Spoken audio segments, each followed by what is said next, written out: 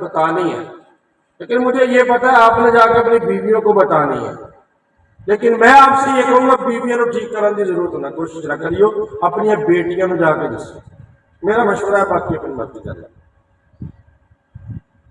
صحابی کہتا ہے اب وہ عورت پیغام بھیجتی ہے کہ میرا شوہر جاتے ہوئے مجھے کہہ کے گیا آپ نے گھر سے باہر نہیں نکلنا، راشن پانی تمہارا گھر میں پورا ہے، ایسے ہی کوئی بھی کام پڑے آپ نے گھر میں رہنا ہے۔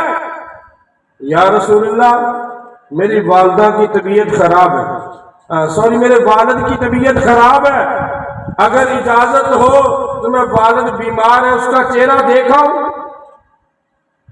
آپ علیہ السلام کا جواب سننا، صحابیہ ہے، جواب کیا دیا آپ نے؟ فرمایا میرا مشورہ یہ ہے کہ نہ جاؤ بہتر ہے، اس لیے کہ تمہارا شوہر منع کر کے گیا ہے۔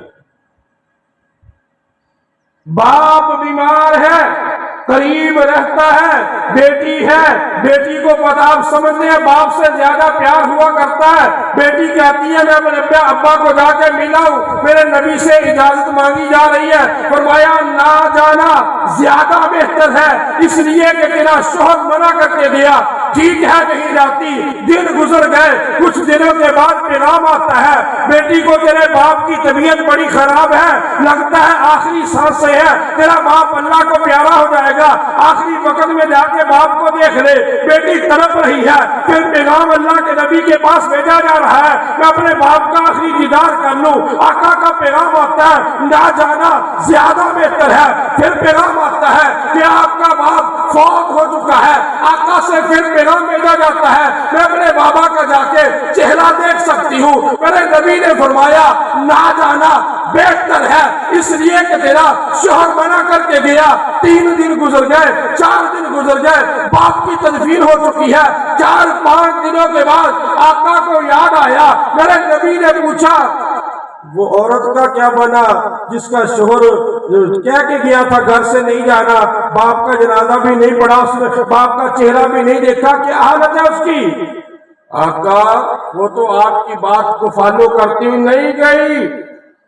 فرمایا اچھا مجھے اس کے پاس لے جاؤ۔ آقا اس کے پاس گئے، توجہ رکھنا، آقا کا جملہ سننا، فرمایا بیٹی تیرے اس عمل کی وجہ سے، تیرے شوہر کی فرما برداری کرنے کی وجہ سے اللہ نے تیرے باپ کی اور تیرے لیے جنت کے فیصلے کر دیے۔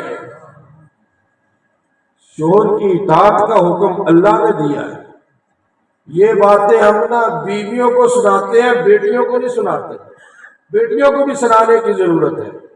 عرض کر رہا تھا والدین، اس پر ایک تھوڑی سی بات اور یاد آ گئی، توجہ رکھنا، ٹائم تقریباً جتنا دیا اس کے قریب دعا ہو جائے گی۔ حضرت ابن مسعود صحابی رسول ہے،